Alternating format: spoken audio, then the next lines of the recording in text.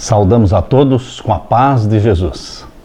Aqui estamos para o início desta lição de um novo trimestre sobre o Evangelho em Gálatas.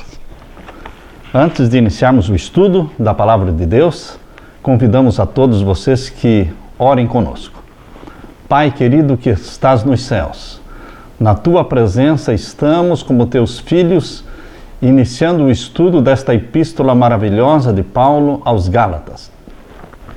Derrama sobre todos nós o Espírito Santo, que brilhe em nossa mente a compreensão da salvação pela fé, a justificação pela fé, a salvação unicamente pela graça. Que esta luz celestial seja derramada sobre todos os meus queridos irmãos e sobre mim ao estudarmos a Tua Palavra, em nome de Jesus. Amém. Queridos, esta lição sobre a epístola de Paulo aos Gálatas foi muito importante na vida de Martinho Lutero. O mundo protestante se prepara para celebrar 500 anos de aniversário da Reforma Protestante, iniciada por Martinho Lutero lá naquele ano, no dia 31 de outubro de 1517. Martinho Lutero, guiado pelo Espírito Santo, apresentou a milhões de pessoas as verdades cruciais que estiveram ocultas durante séculos de superstição e tradição. Das páginas do livro de Gálatas e do livro de Romanos também, nascia o protestantismo há 500 anos atrás.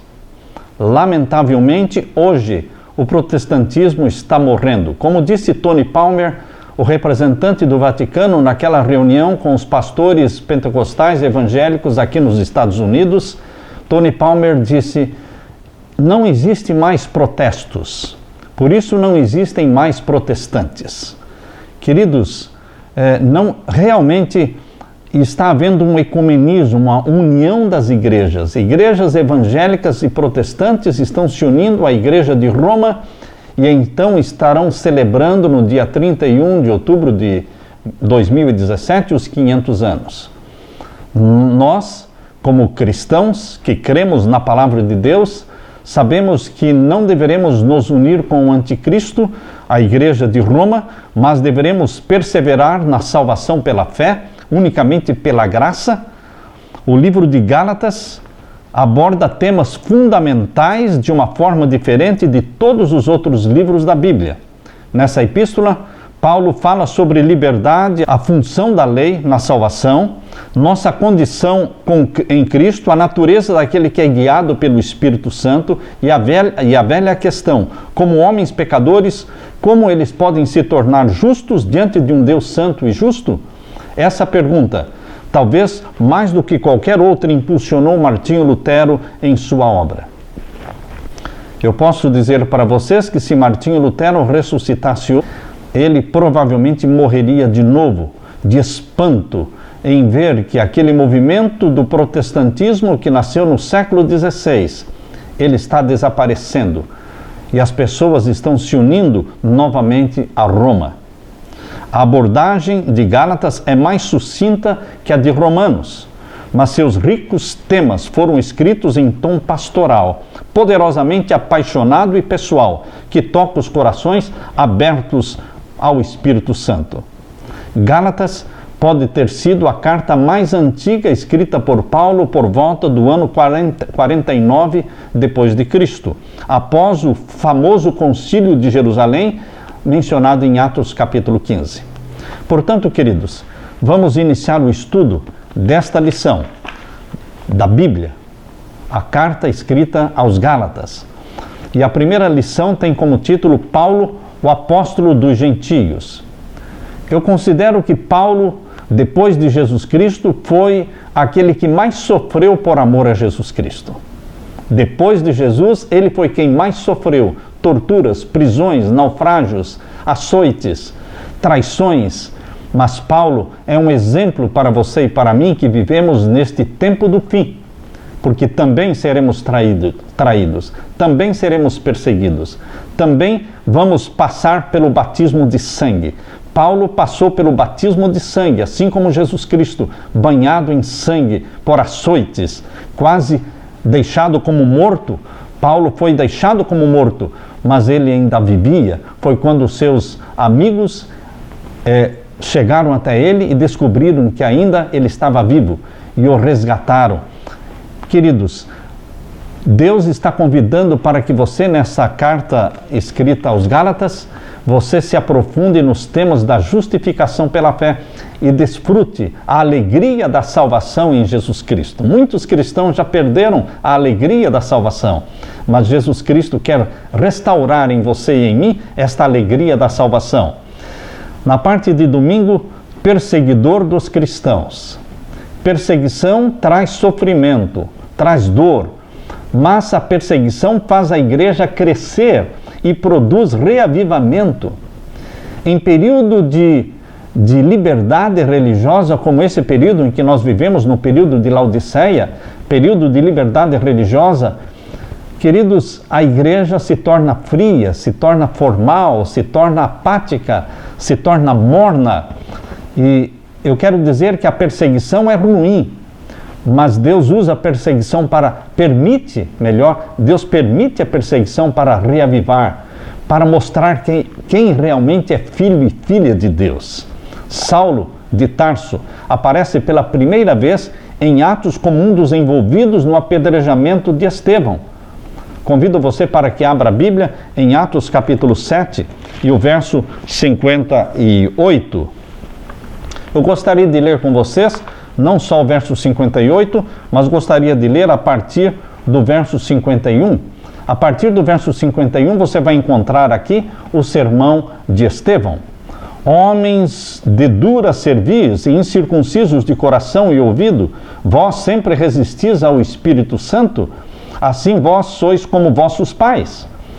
A qual dos profetas não perseguiram vossos pais? Até mataram os que anteriormente anunciaram a vinda do justo, do qual vós agora fostes traidores e homicidas? Vós que recebestes a lei por ordenação dos anjos e não aguardastes. E ouvindo eles isto, enfureciam-se em seus corações e rangiam os dentes contra ele. Estevão estava pregando, o auditório que estava assistindo este sermão de Estevão não eram pessoas ateias, não eram pagãos, eles eram do povo de Deus, eram judeus. E queridos, Estevão diz: vós que recebestes a lei por ordenação dos anjos e não aguardastes. E o verso 54 diz claramente: ouvindo eles isto, enfureciam-se em seus corações e rangiam os dentes contra ele. Em vez de se arrependerem, em vez de confessarem o pecado da rebelião contra Deus, eles se enfureceram contra o pregador Estevão. E o verso 55, mas ele, Estevão, estando cheio do Espírito Santo, fixando os olhos no céu, viu a glória de Deus e Jesus que estava à direita de Deus. Estevão teve uma visão celestial. Ele viu Deus o Pai e viu Jesus à direita do Pai. E o verso 56, e disse: eis que eu vejo os céus abertos e o Filho do Homem que está em pé à mão direita de Deus. Que privilégio, que visão teve o nosso querido Estevão. E o verso 57, mas eles gritaram com grande voz, taparam seus ouvidos e arremeteram unânimes contra ele.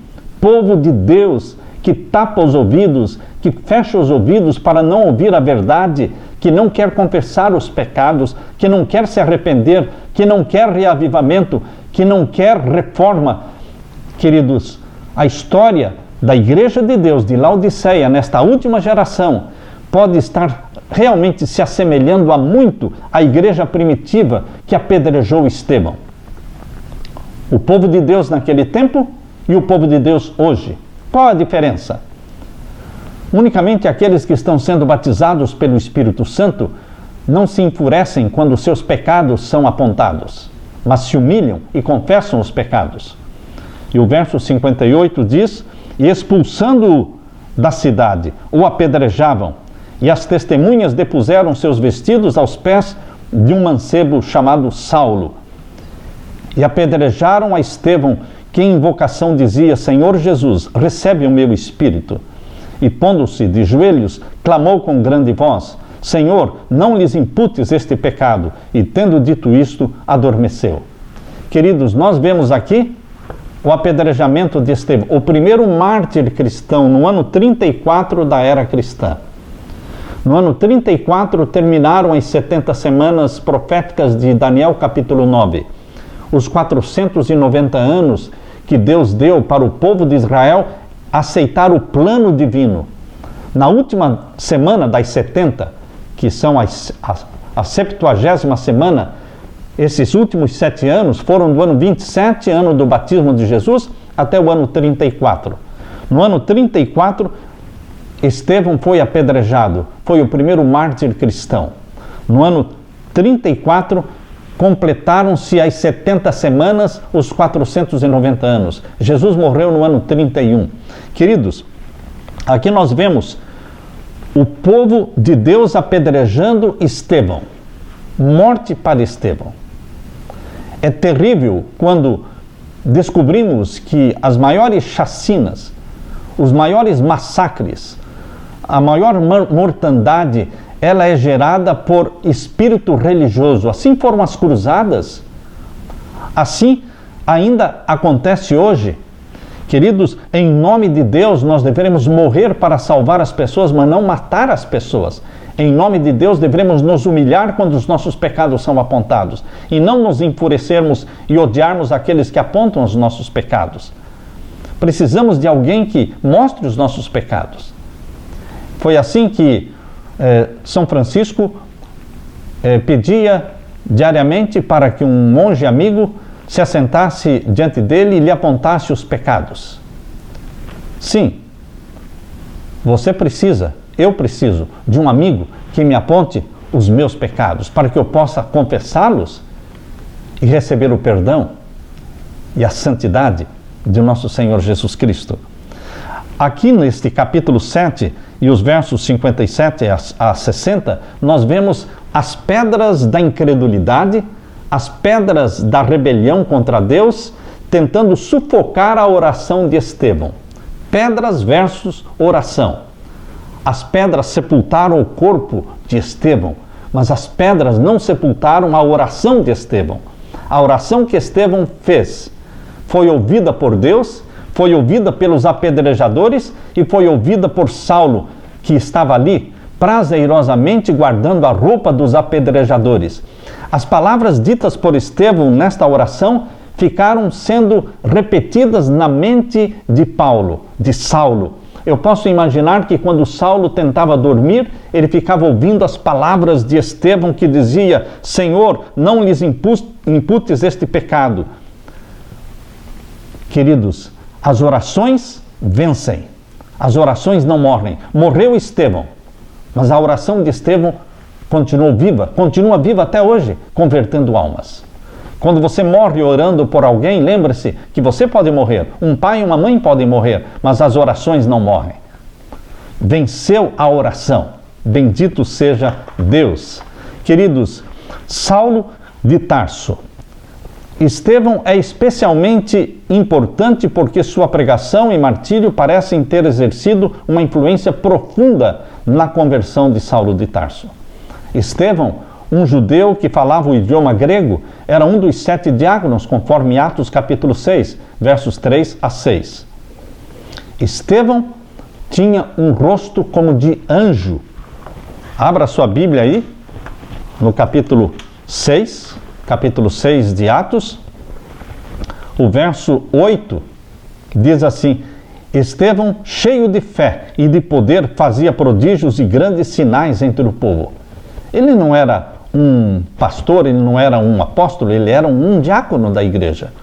Você, como diácono da igreja, você como líder em qualquer departamento da igreja, você pode ser um homem, uma mulher cheios do Espírito Santo e fazer diferença na vida das pessoas. E aqui diz o verso 15, capítulo 6, verso 15. Então todos os que estavam sentados no conselho, fixando os olhos em Estevão, viram o seu rosto como o rosto de um anjo. Deus quer fazer do seu rosto o rosto como de um anjo. para que brilhe por Jesus Cristo, para que as pessoas vejam em você a fisionomia de Jesus, o sorriso de Jesus, a bondade de Jesus. A hostilidade feroz para com a pregação de Estevão parece ter resultado de duas coisas diferentes. Por um lado, Estevão atraiu a ira de seus adversários por não dar importância primária à lei judaica e ao templo, que haviam se tornado o foco do judaísmo e eram símbolos preciosos da identidade religiosa e nacional. Mas Estevão fez mais do que simplesmente menosprezar esses dois valiosos ícones. Ele proclamou vigorosamente que Jesus, o Messias, crucificado e ressurreto, era o verdadeiro centro da fé judaica. Jesus Cristo é a nossa salvação. Ele é o centro da nossa fé adventista. Não é o templo, não é a igreja, não são os rituais, mas é Jesus Cristo como Cordeiro de Deus, como Messias, o nosso Salvador. Ele é o centro da fé adventista. Portanto, não é de admirar que ele, Estevão, tivesse irritado o fariseu Saulo, cujo zelo contra os cristãos primitivos indica que ele provavelmente pertencesse a uma ala religiosa rigorosa, militante dos fariseus, cheia de fervor e revolucionário. Queridos, a lição desta semana, ela tem uma mensagem especial para mim. A Igreja de Deus no passado tinha dois grupos. Um grupo de perseguidores e um grupo de perseguidos. A Igreja de Deus hoje está dividida em dois grupos, os que perseguem e os que são perseguidos. Em que grupo você está? É você um dos perseguidos por amor a Jesus Cristo, por pregar o Evangelho de Jesus Cristo, por pregar as profecias de Jesus, a revelação de Jesus Cristo? Ou você está entre aqueles que perseguem? Na parte de segunda-feira, a conversão de Saulo. Saulo, ele tinha como objetivo o extermínio da fé cristã. Ele era sincero no que ele fazia, mas ele estava a serviço de Satanás. Muitas pessoas estão sinceramente servindo a Satanás. Se você odeia, se você mata, se você persegue, se você planeja derrubar alguém, você pode estar sendo sinceramente um servo de Satanás. Assim era Saulo. Ele tinha boas intenções de defender a igreja ou a religião que ele considerava certa, mas quando usa-se de violência, quando usa-se de ódio, o espírito é de Satanás. Atos capítulo 9. Convido você para abrir a Bíblia em Atos capítulo 9. Aqui nós encontramos a história de Saulo, capítulo 9 de Atos. E Saulo respirando ainda, verso 1 em diante, e Saulo respirando ainda ameaças e mortes contra os discípulos do Senhor, dirigiu-se ao sumo sacerdote e pediu-lhe cartas para Damasco, para as sinagogas, a fim de que, se encontrasse alguns daquela seita, quer homens, quer mulheres, os conduzisse presos a Jerusalém. E indo no caminho, aconteceu que, chegando perto de Damasco, subitamente o cercou um resplendor de luz do céu. E caindo em terra, ouviu uma voz que lhe dizia: Saulo, Saulo, por que me persegues? E ele disse: Quem és, Senhor? E disse o Senhor: Eu sou Jesus a quem tu persegues. Duro é para ti recalcitrar contra os aguilhões. E ele, tremendo e atônito, disse: Senhor, que queres que eu faça? E disse-lhe o Senhor: Levanta-te e entra na cidade, e lá te será dito o que te convém fazer. E os varões que iam com ele pararam espantados, ouvindo a voz, mas não vendo ninguém. Saulo, um sanguinolento e perseguidor, se tornou um sanguinolento pregador. Ele passou pelo batismo de sangue. Interessante, queridos. Embora a perseguição de Saulo contra a igreja primitiva tivesse começado de maneira bastante discreta, no momento em que ele segurou as vestes dos assassinos de Estevão, ela rapidamente se intensificou. Ele estava sedento do sangue dos cristãos. Aqui diz, em Atos capítulo 8, Atos capítulo 8 menciona que logo após a morte de Estevão, isso foi no ano 34, Atos capítulo 8, verso 1 diz: e também Saulo consentiu na morte dele, e fez-se naquele dia uma grande perseguição contra a igreja que estava em Jerusalém, e todos foram dispersos pelas terras da Judéia e da Samaria, exceto os apóstolos. E o verso 3: e Saulo assolava a igreja, entrando pelas casas e arrastando homens e mulheres, os encerrava na prisão. Mas os que andavam dispersos iam por toda parte, anunciando a palavra.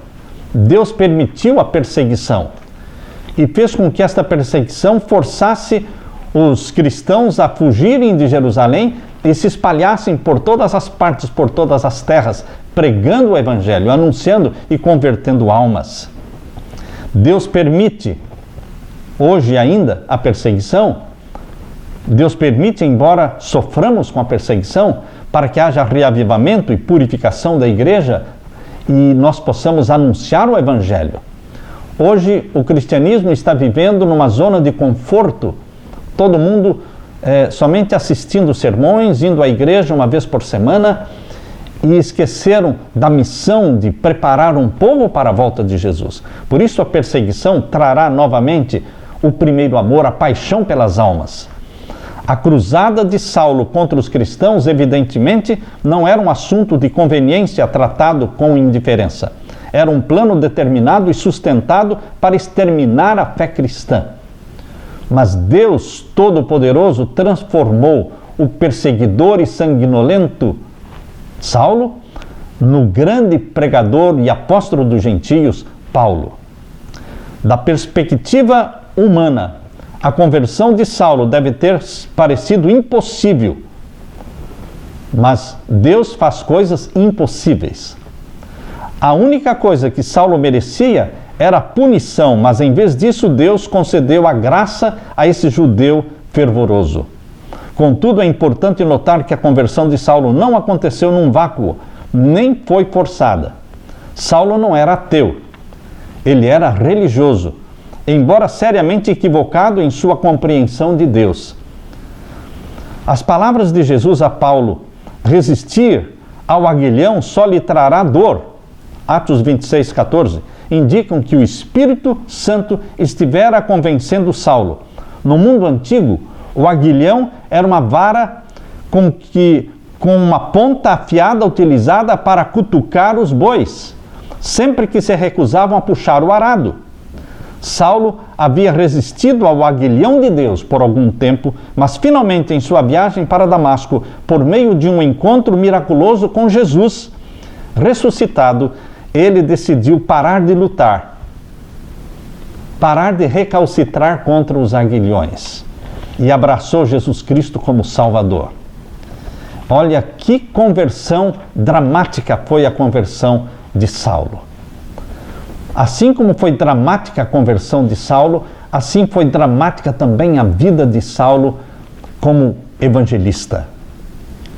A conversão de Saulo ocorreu de forma em que ele caiu por terra, ele ouviu Jesus falando, ele ficou cego. Por 3 dias ele ficou cego. Ele nada comeu e nada bebeu por 3 dias. Primeiro ele teve a visão porque Jesus falou com ele e disse: Saulo, Saulo, por que tu me persegues? Quem és tu, Senhor? Eu sou Jesus a quem tu persegues. Ele teve uma visão. E agora cego, por 3 dias sem comer e beber, ele teve outra visão. E nesta segunda visão ele viu Ananias, a quem ele deveria buscar. Foi uma conversão dramática. E dramática foi toda a vida de Saulo. Durante o seu encontro com Jesus, Saulo ficou cego e foi instruído a ir à casa de um homem chamado Judas. Ali ele deveria aguardar a visita de Ananias. Sem dúvida, a cegueira física de Saulo foi um poderoso lembrete da cegueira espiritual mais ampla que o havia levado a perseguir os seguidores de Jesus. Quando Jesus se manifestou a Saulo na estrada de Damasco, tudo mudou. Quando você se encontra com Jesus, tudo muda. Quando os cristãos mornos da igreja de Laodiceia eles não têm nenhuma mudança marcante na sua vida, é porque eles ainda não se encontraram com Jesus. Você sabe que é mais fácil dar um estudo bíblico do que dar um testemunho de como você se encontrou com Jesus? Todos nós teremos algo maravilhoso para contar se realmente nos encontramos com Jesus, porque Ele muda a nossa vida. Jesus nos aceita do jeito que nós somos, mas Ele não nos deixa do jeito que somos. Ele nos transforma. Nas questões sobre as quais Saulo pensava que tinha toda a razão, ele estava completamente equivocado. Em vez de trabalhar para Deus, havia trabalhado para Satanás e contra Jesus. Quando entrou em Damasco, Saulo era um homem diferente do orgulhoso e zeloso fariseu que havia saído de Jerusalém. Em vez de comer e beber, passou os 3 primeiros dias em Damasco jejuando, orando e refletindo sobre tudo o que tinha acontecido lá na estrada de Damasco. Tudo isso marcou profundamente Saulo. Lendo então Atos capítulo 9, e os versos 10 a 14. Aqui lemos: E havia em Damasco um certo discípulo chamado Ananias, e disse-lhe o Senhor em visão: Ananias. E ele respondeu: Eis-me aqui, Senhor. E disse-lhe o Senhor: Levanta-te e vai à rua chamada Direita, e pergunta em casa de Judas por um homem de Tarso chamado Saulo, pois eis que ele está orando. E numa visão ele viu que entrava um homem chamado Ananias e punha sobre ele a mão para que tornasse a ver. Saulo teve uma visão e ele viu nesta visão que um homem, Ananias, entrava e colocava a mão sobre ele para que ele fosse curado. Perceba, querido irmão, que aqui Deus dá instrução para Ananias, dizendo: disse-lhe o Senhor: Ananias, levanta-te e vai à rua chamada Direita, e pergunta em casa de Judas por um homem de Tarso chamado Saulo. Deus está me falando aqui que Ele conhece a rua em que eu moro, o número da minha casa. Ele conhece o nome de todos os moradores dentro da sua casa. Isso me diz que Ele conhece também o seu telefone, o seu e-mail, o seu WhatsApp. Ele conhece tudo da sua vida. Ele sabe quanto dinheiro você tem no bolso. Ele sabe se você tem comida ou não na geladeira para comer. Ele sabe se você perdeu o emprego ou não. Ele conhece todos os detalhes da nossa vida. Este Deus maravilhoso que dirigiu a vida de Saulo, que dirigiu Ananias, que deu detalhes da vida deles, Ele dá detalhes da sua vida também. Ele está familiarizado com todas as suas necessidades, com tudo o que você precisa. Eu me alegro e me conforto quando eu penso que este meu Deus tudo sabe, tudo vê, tudo ouve, está perto, estendendo a mão para suprir as nossas necessidades. E aqui diz o verso 15, capítulo 9, verso 15 de Atos: Disse-lhe, porém, o Senhor: Vai, porque este é para mim um vaso escolhido, para levar o meu nome diante dos gentios e dos reis e dos filhos de Israel. Deus escolheu este perseguidor Saulo para ser o apóstolo dos gentios. O ano da conversão de Saulo, ano 34, foi o início da era dos gentios. Terminaram os 490 anos, as 70 semanas proféticas de Daniel capítulo 9, tempo determinado e separado para o povo de Israel. E agora começava a era dos gentios, no ano 34. E Deus elegeu o apóstolo dos gentios. E o verso 17: E Ananias foi e entrou na casa, impondo-lhe as mãos, disse: Irmão Saulo, o Senhor Jesus, que te apareceu no caminho por onde vinhas, me enviou para que tornes a ver e sejas cheio do Espírito Santo. A Bíblia me ensina de que quando eu oro pelas pessoas, eu tenho que orar sobre as pessoas, impondo as mãos. Não ore somente pelas pessoas, ore sobre as pessoas, impondo as mãos em nome de Jesus. Tuas mãos abençoadas, tuas santas mãos serão as mãos de Jesus, trazendo bênção sobre aqueles por quem você ora. E o verso 18: E logo lhe caíram dos olhos como que umas escamas, e recuperou a vista, e levantando-se, foi batizado. Queridos, aqui está a miraculosa e dramática conversão do nosso querido Saulo. Imagine o que deve ter se passado na mente de Ananias. Saulo, perseguidor, não era apenas um seguidor de Jesus, mas também se tornou Paulo, o apóstolo escolhido por Deus para levar o evangelho aos gentios. Não é de admirar que Ananias estivesse um tanto confuso e Deus teve que dar uma visão para Ananias para tirar-lhe o medo, o temor de ir ao encontro de Saulo. Ele teve uma visão e ele foi em obediência à visão.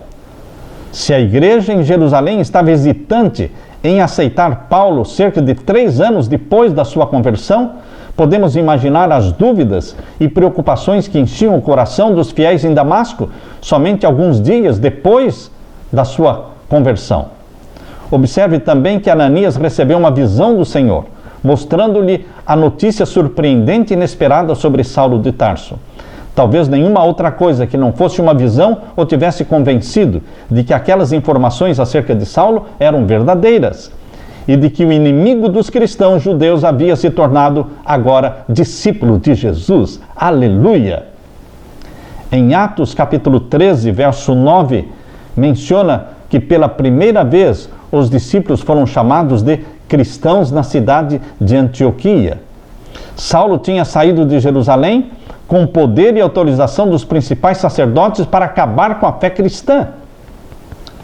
No entanto, Deus tinha uma missão bastante diferente para Saulo, apoiada numa autoridade muito maior. Saulo devia levar o evangelho ao mundo gentílico, uma ideia que para Ananias e outros fiéis judeus deve ter sido mais chocante do que a própria conversão de Saulo. Levar o evangelho para os gentios era para Ananias e para os apóstolos uma ideia mais chocante do que a conversão do perseguidor Saulo. Onde Saulo havia procurado impedir a propagação da fé cristã, Deus o usaria para disseminá-la muito além do que os cristãos judeus poderiam imaginar. Queridos, nós sabemos que Saulo e Paulo são os mesmos. E muitas vezes pensamos que Deus mudou o nome de Saulo para Paulo. Mas é interessante que a pesquisa mostra que era costume ter 2 nomes. Saulo era um nome hebreu e Paulo era um nome latino, um nome duplo. Portanto, ele tinha 2 nomes. Está em Atos capítulo 13. Atos capítulo 13 e o verso 9. Diz assim: Todavia Saulo, que também se chama Paulo, cheio do Espírito Santo, fixando os olhos nele, disse... Este texto, do verso 9, menciona que Saulo também se chamava Paulo. Um nome duplo.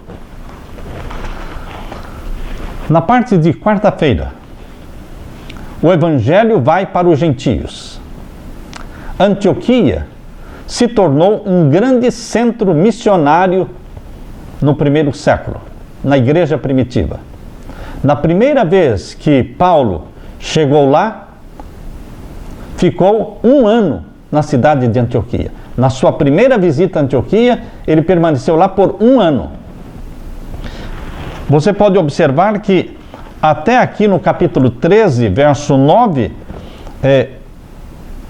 Saulo é chamado de Saulo. Mas a partir aqui do verso 9, o capítulo 13, verso 13 em diante, daqui para frente, Saulo não é mais chamado de Saulo, e sim somente de Paulo. Me parece que aqui, a partir do verso 13, Paulo se tornou o chefe da missão evangelística. Agora ele não era mais um associado, agora ele era o chefe incumbido da missão de evangelizar. Ele entendeu esta missão, ele aceitou a missão dada por Deus. E ali em Antioquia, ele permaneceu por 1 ano. E foi ali em Antioquia que os cristãos passaram a ser chamados de cristãos. Esse nome que é dado aos seguidores de Jesus, ele nos compromete. Porque cristão é aquele que pensa como Jesus, sente como Jesus, fala como Jesus, ama o Pai Celestial como Jesus e cumpre com a missão do Pai nesta terra. A missão que o Pai nos dá é exaltar o nome dEle, exaltar a lei dEle, justificar o caráter do nosso Pai. Queridos, Antioquia se tornou o centro evangelístico, a mais famosa e poderosa cidade, porque foi de Antioquia que Paulo iniciou as suas 3 viagens missionárias. As 3 viagens missionárias de Paulo, todas elas tiveram início, ponto de partida, em Antioquia. Mas a primeira vez que Paulo foi a Antioquia, ele permaneceu ali por 1 ano. É isso que nós lemos em Atos capítulo 11. Atos capítulo 11. Vamos ler aqui a partir do verso 25. E partiu Barnabé para Tarso a buscar Saulo, e achando-o conduziu para Antioquia. E sucedeu que todo 1 ano se reuniram naquela igreja e ensinaram muita gente. E em Antioquia foram os discípulos pela primeira vez chamados cristãos. 1 ano. Saulo, que agora era Paulo, ele permaneceu ali evangelizando.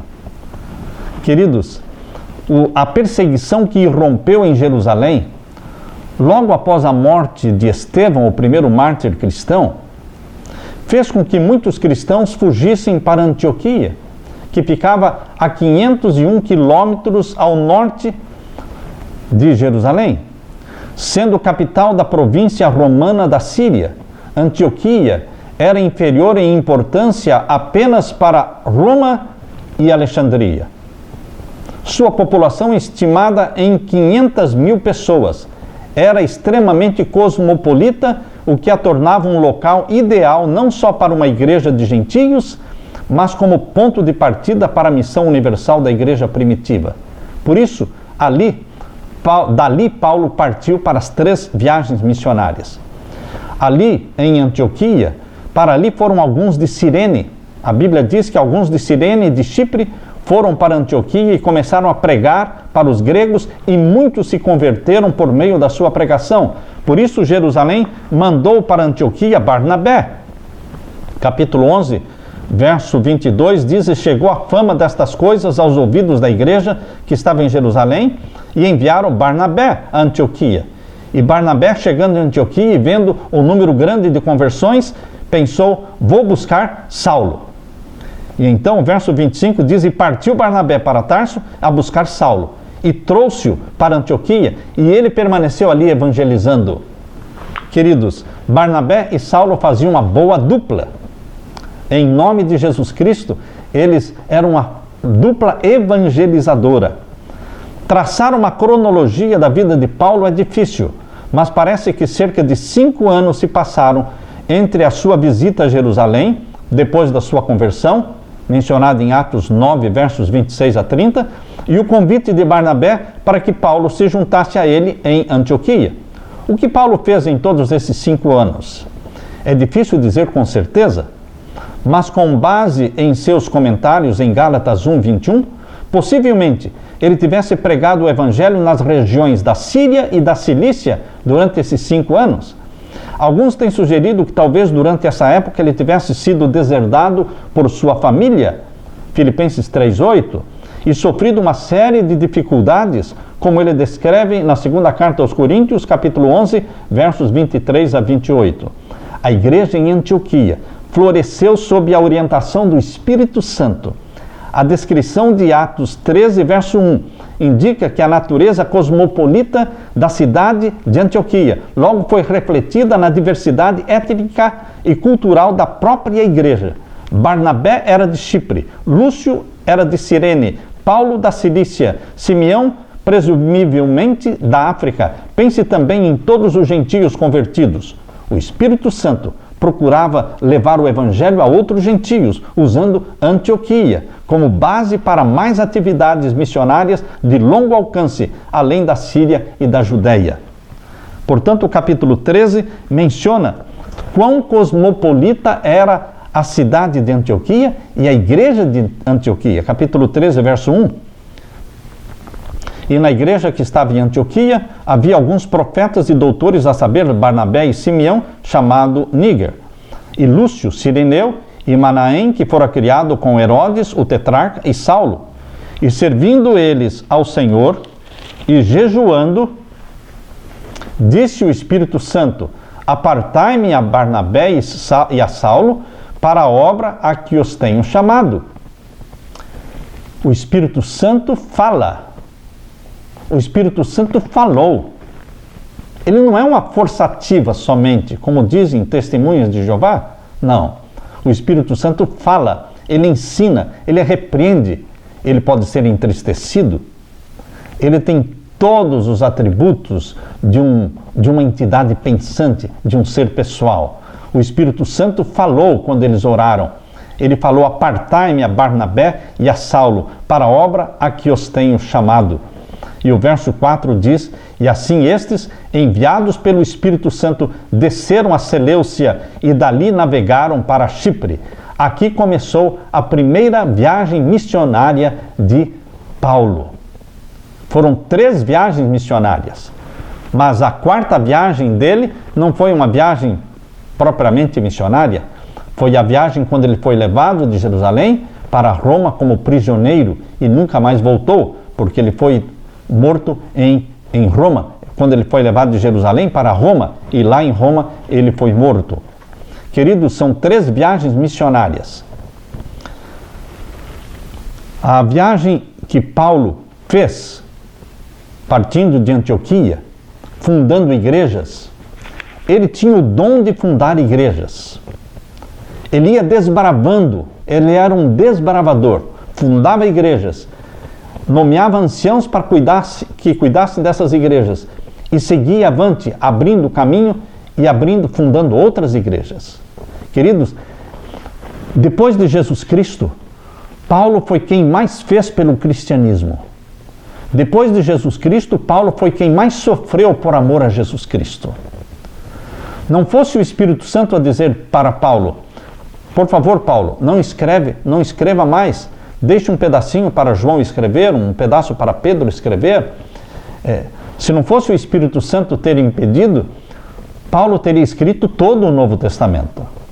A conversão dele foi dramática, mas a vida dele também foi dramática, porque ele conheceu Jesus Cristo pessoalmente. Ele tinha algo para contar. Quão precioso e maravilhoso é Jesus. Vamos ler agora a parte de quinta-feira. Conflitos dentro da igreja. Paulo sofreu muito porque ele trabalhava com os gentios. E os judeus não aceitavam os gentios. Mesmo os judeus cristãos. Mesmo os apóstolos tinham assim um pé atrás com os gentios. E como Deus chamou Paulo para o ministério com os gentios, ele foi mal visto, ele foi mal compreendido. Existiam conflitos dentro da igreja cristã primitiva, como existem conflitos hoje. Tudo que é humano é imperfeito. E não demorou muito para que começassem os problemas na primitiva comunidade de fé. Para começar, nem todos ficaram satisfeitos com a entrada dos gentios cristãos na igreja primitiva. Eles não eram bem-vindos, por incrível que pareça. Hoje também, muitos que vêm do pecado, do reino das trevas, não são bem-vindos. Queridos, muitos cristãos assumem o lugar do irmão do filho pródigo. O irmão do filho pródigo não ficou contente com o retorno, com o resgate, com a salvação do filho pródigo, quando ele voltou para casa. Ele ficou invejoso, ele ficou de mau humor. Muitos assumem uma posição, assim como o irmão do filho pródigo. A divergência não foi sobre o conceito da missão entre os gentios, mas sobre a base em que eles deveriam ser autorizados a se unirem à igreja. Alguns achavam que a fé em Jesus não seria suficiente como sinal característico do cristão. Eles argumentavam que a fé devia ser complementada com a circuncisão e a obediência à lei de Moisés. Queridos, Paulo era daquele tipo de evangelista que pregava e apelava em nome de Jesus Cristo e batizava o povo. As visitas oficiais de Jerusalém, constantemente Jerusalém estava enviando representantes para que visitassem as igrejas fundadas por Paulo. As visitas oficiais de Jerusalém, que observaram a obra de Filipe entre os samaritanos, e o trabalho com os gentios em Antioquia, podem sugerir alguma preocupação acerca da inclusão dos não-judeus na comunidade cristã. No entanto, a reação que ocorreu quando Pedro batizou Cornélio, um soldado romano incircunciso, foi um claro exemplo da discordância que existia entre os primeiros cristãos sobre a questão dos gentios. A inclusão de um gentio como Cornélio pode ter feito com que alguns se sentissem desconfortáveis. Mas os esforços intencionais de Paulo para abrir totalmente as portas da igreja aos gentios, com base na fé unicamente em Jesus, resultou em tentativas deliberadas por parte de alguns de prejudicar o ministério de Paulo. Planejaram a morte de Paulo, planejaram atrapalhar a vida de Paulo, infernizar a vida de Paulo, porque ele estava abrindo as portas da igreja para os gentios. Paulo se sentiu abandonado, Paulo se sentiu mal compreendido pelos próprios irmãos, pela família, provavelmente visto como suspeita pela igreja, fizeram tudo o que puderam para dificultar a vida dele. Em Atos capítulo 15, verso 1 a 5, Atos capítulo 15, nós temos aqui o primeiro concílio da igreja cristã. Atos capítulo 15, versos 1 a 5, diz assim: Então alguns que tinham descido da Judéia ensinavam assim os irmãos: se vos não circuncidardes conforme o uso de Moisés, não podeis salvar-vos. Muito legalistas, não é? Como se a salvação estivesse na circuncisão. Hoje nós temos também legalistas. A salvação está em Jesus. Quem tem Jesus tem a vida eterna. Quem não tem Jesus não tem a vida eterna. Verso 2 diz: tendo tido Paulo e Barnabé não pequena discussão e contenda contra eles, resolveu-se que Paulo e Barnabé e alguns dentre eles subissem a Jerusalém aos apóstolos e aos anciãos sobre aquela questão. E eles, sendo acompanhados pela igreja, passavam pela Fenícia e por Samaria, contando a conversão dos gentios e davam grande alegria a todos os irmãos.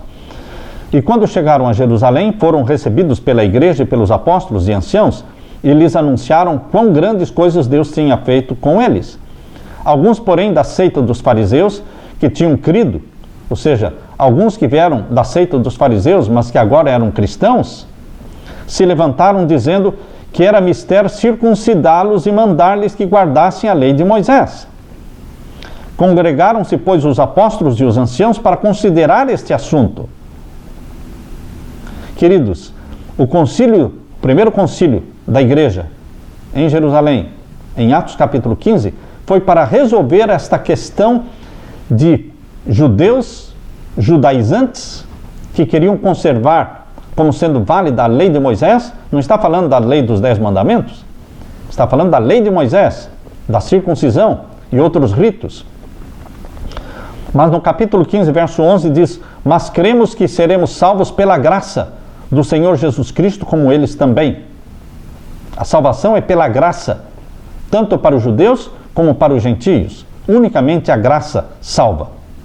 Por isso, a decisão do concílio de Jerusalém, em Atos capítulo 15, foi não sobrecarregar os gentios com a lei cerimonial, com a circuncisão e com todos os outros ritos. Mas o verso 20 diz assim: mas escrever-lhes que se abstenham das contaminações dos ídolos, para que não adorassem ídolos, da prostituição, para que deixassem de viver uma vida promíscua, e do que é sufocado, e do sangue.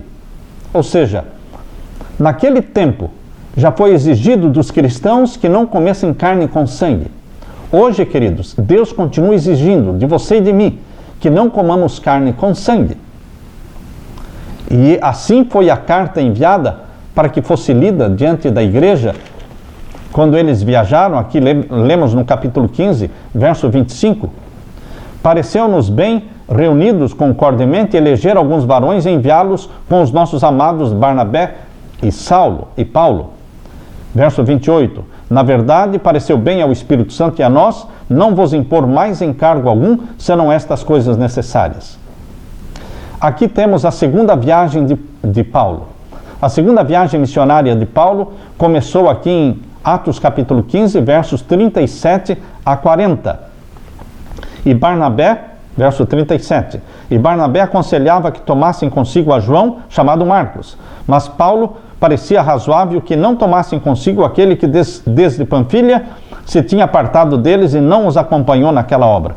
E tal contenda houve entre eles que se apartaram um do outro. Barnabé, levando consigo a Marcos, ao João Marcos, navegou para Chipre. E Paulo, tendo escolhido a Silas, partiu, encomendado pelos irmãos à graça de Deus.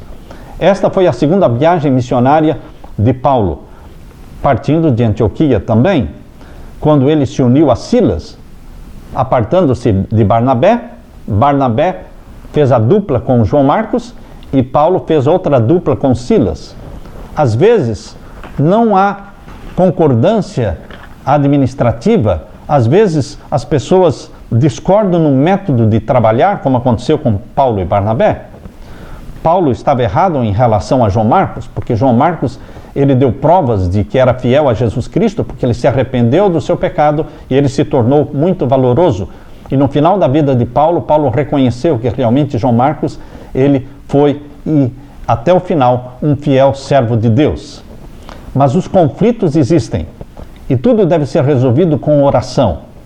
Oração. Embora o concílio de Jerusalém, em Atos 15, finalmente tivesse se unido a Paulo na questão da circuncisão, a oposição ao ministério do apóstolo continuou. Cerca de 7 anos mais tarde, durante a última visita de Paulo a Jerusalém, muitos ainda desconfiavam do evangelho de Paulo.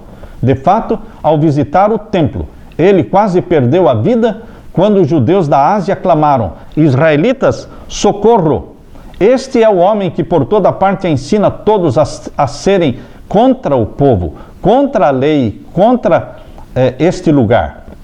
Foi exatamente no templo em Jerusalém que Paulo foi preso e acusado e depois levado para Roma. Queridos, isto ocorreu 7 anos depois. 7 anos depois, menciona aqui. Cerca de 7 anos mais tarde, durante a última visita de Paulo a Jerusalém, ele foi preso, exatamente porque ainda era um contra.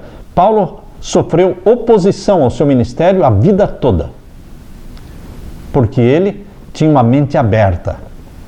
Ele se fazia de romano com os romanos para ganhar os romanos para Jesus. Ele se fazia de judeu com os judeus para ganhar os judeus para Jesus. Ele se fazia de grego com os gregos para ganhar os gregos para Jesus. Ele usava como estratégia evangelística para ganhar o maior número possível para Jesus Cristo. Nós temos que nos aproximar daqueles que nós queremos salvar. Hoje o desafio de Deus para você e para mim continua sendo um desafio grande. Saiba, queridos, que Deus está chamando a você como chamou a Saulo. Se Paulo vivesse em nossos dias hoje, ele teria passaporte turco. Por quê? Porque Tarso é uma cidade que estava, naquele tempo, na Ásia Menor. Hoje ela está localizada na Turquia. Então, se Paulo vivesse hoje, ele teria um passaporte turco. Só que a Turquia é um dos países menos evangelizados do mundo. A Turquia é menos evangelizada do que o Iraque. A Turquia é menos evangelizada do que Irã. Queridos, existem mais de 81 milhões de habitantes na Turquia. Essa é a estatística de 2015. Menos de 1% é cristão. Ou seja, mais de 99% de muçulmanos. Os cristãos são menos de 1%. Eis aí o desafio para as igrejas que querem imitar o apóstolo dos gentios, Paulo. Temos muito trabalho a se fazer. Paulo não possuía os recursos de que nós dispomos hoje, na atualidade. Paulo andava, na maioria das vezes, a pé ou em velhas embarcações marítimas, ocasião em que ele enfrentou diversos perigos tanto nos salteadores, nas estradas, como nos mares, por causa das tempestades e dos piratas. Em todas as viagens Paulo empreendeu, ele se defrontou com muitas perseguições. Uma vez ele foi apedrejado até o considerarem como morto. Em Filipos, apesar de ser um cidadão romano, foi despido e apanhou publicamente. No entanto, em vez de reclamar na prisão daquela localidade, ele estava glorificando a Deus à noite na prisão e converteu o coração do carcereiro para Jesus. Paulo, por tudo que sofreu, durante o exercício do seu ministério como apóstolo dos gentios, tornou-se modelo para você e modelo para mim. Basta agora nós descruzarmos os nossos braços, orarmos, buscarmos a direção de Deus e realizarmos a obra que o Senhor Jesus nos confiou para fazer. Desde o momento em que aceitamos a Jesus, nos tornamos filhos e filhas de Deus. E a missão do nosso Pai Celestial é salvar almas pelo sangue de Jesus Cristo e preparar um povo para a segunda vinda de Jesus. Cumpra, seja você um apóstolo como foi Paulo. Deus derrame sobre você o Espírito Santo. Amém.